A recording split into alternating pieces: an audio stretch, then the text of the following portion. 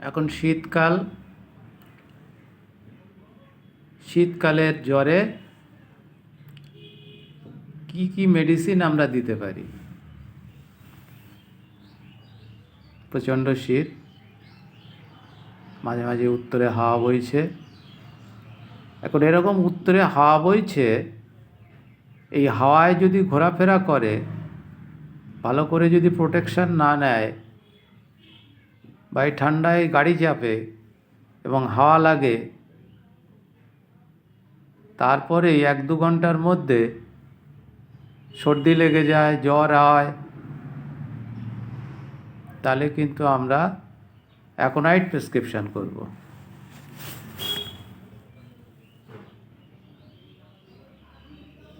এখন এইভাবে জ্বর যদি 2-3 দিন হয় বা 4 দিন 5 দিন হয়, যদি না কমে, অ্যালোপ্যাথি ওষুধ দিয়ে জ্বর কমছে না, তো সেই ক্ষেত্রে আমি দেখেছি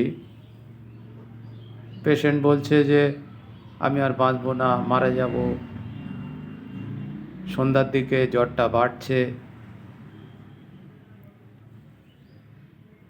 অ্যাকোনাইট 200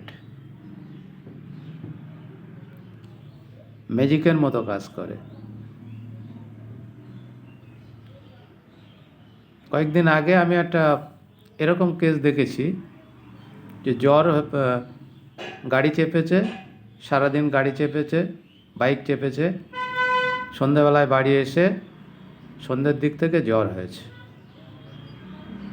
অ্যালোপ্যাথি প্যারাসিটামল খেয়েছে, তারপরে জ্বর যাচ্ছে না, অ্যান্টিবায়োটিক দিয়েছে, অ্যান্টিবায়োটিক খেয়েও জ্বর যাচ্ছে না, কমে যাচ্ছে আবার আসছে, কমে যাচ্ছে আবার আসছে।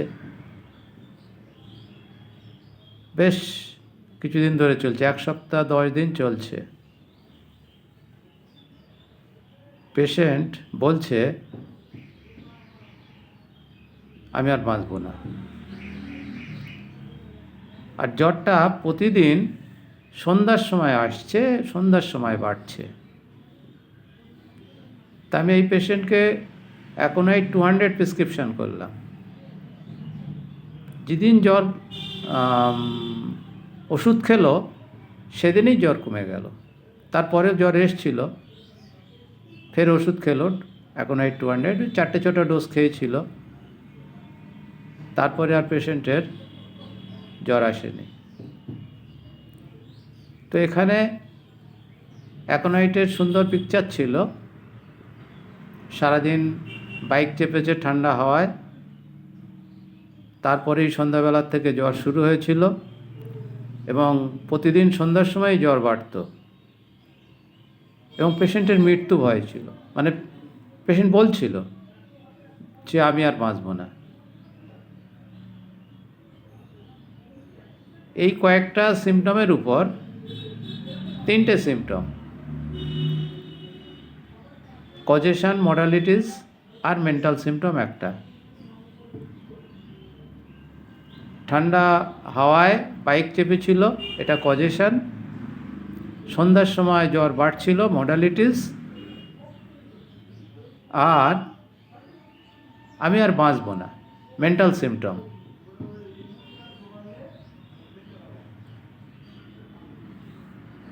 অ্যাকোনাইট ম্যাজিকের মতো কাজ করলো। আসলে হোমিওপ্যাথিতে আমরা দেখেছি, আমার 30 বছরের প্র্যাকটিস লাইফে,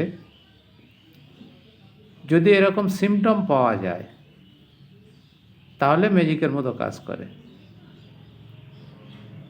অ্যালোপ্যাথি চিকিৎসা ফেল হয়ে যাচ্ছে ওষুধ দিয়ে দিয়ে। আমি আরেকটা কেস দেখেছিলাম, জ্বরের কেস। 2 বছর ধরে পেশেন্ট জ্বরে ভুগছিল,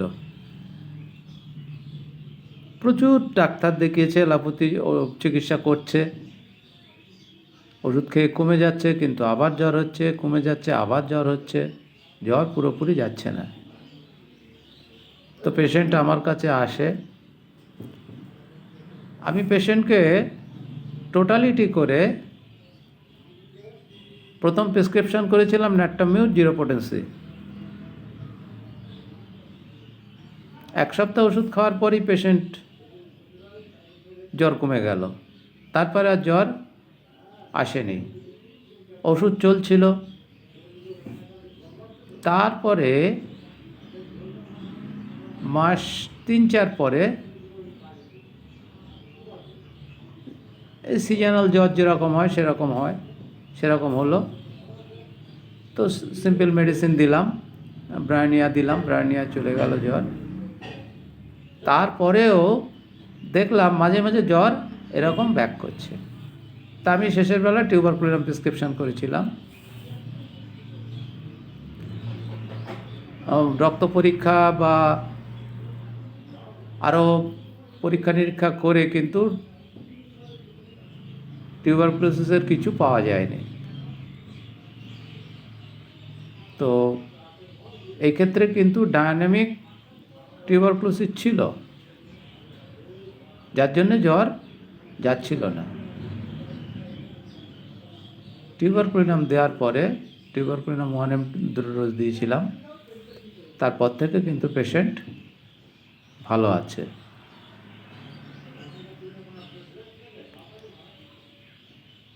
তো আরও অনেকগুলো ওষুধ আছে জ্বরের জন্যে। আর্সেনিক আছে, অ্যাকোনাইট তো বললাম, বেলেডোনা আছে, রাস্টক্স আছে, জেলসিমিয়াম আছে, ইউপেটেরিয়াম আছে, এপিসমেল আছে, নাক্স ভূমিকা আছে।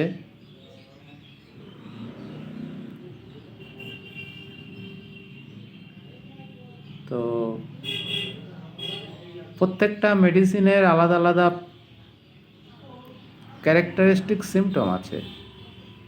সেই সিমটম যদি পাওয়া যায় তাহলে হোমিওপ্যাথি ওষুধে জ্বর খুব ভালো কিওর হয়। আমি একটা কেস দেখেছিলাম, বাচ্চা 7-8 বছর বয়স, তার জ্বর হচ্ছিল, অ্যালোপ্যাথি ওষুধ দিয়েছিল, জ্বর কমছিল না, আমার কাছে নিয়ে আসে। তো আমি সিমটম নিয়ে তার জেলসিমিয়াম প্রেসক্রিপশন করেছিলাম। তার জেলসিমিয়াম সিমটম ছিল জল পিপাসা ছিল না, বমি ভাব ছিল, দুর্বলতা ছিল, ডালনেস ছিল। এর উপরে জেলসিমিয়াম 30 প্রেসক্রিপশন করেছিলাম। তো পেশেন্ট তার পরের দিনই আসলো, বলল জ্বর কমছে না।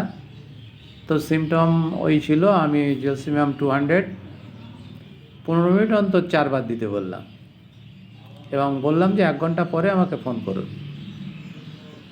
তো 1 ঘন্টা পরে পেশেন্ট পার্টি আমাকে ফোন করলো, বললো আমি এই ওষুধের দোকানে বসে আছি, একটা অ্যালোপ্যাথি ওষুধের দোকানে বসে আছি, এই 1 ঘন্টা হলো এবং আমি জ্বর মাপলাম, ওর এখন আর জ্বর নেই। তো এই হচ্ছে হোমিওপ্যাথি। যদি সিমটোমেটিক সঠিক ওষুধ প্রয়োগ হয় তাহলে কিন্তু হোমিওপ্যাথিক ম্যাজিকের মতো কাজ করে।